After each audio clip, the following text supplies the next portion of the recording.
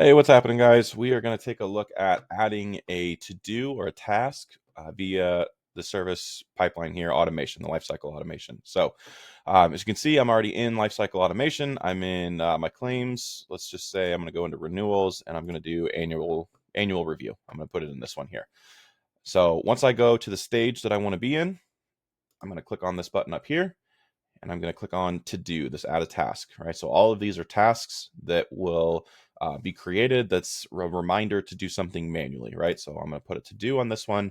I'm going to create this I can select it, the CSR assigned, round robin, specific person. So I'm going to round robin this through a group and I'm going to round robin it through all the CSRs, right? That's what I want to do. So this is going to be review the renewal in QQ.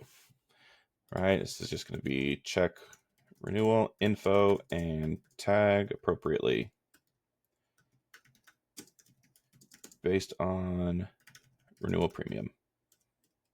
Right, so if I've got one set of automation that's going to go out for my clients that are getting a renewal increase above, let's say 15%, and then I'm going to have a second set of automations that are triggered to go out if it's below 15%, and that's all going to be based on which tag I apply to them right here, right? So, and tag appropriately. So this is going to be created. It's going to be due immediately. I want this the second that it goes into the review stage.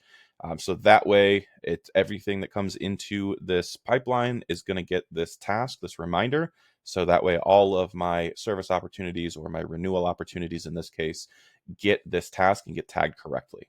So once I hit save, boom, easy as that.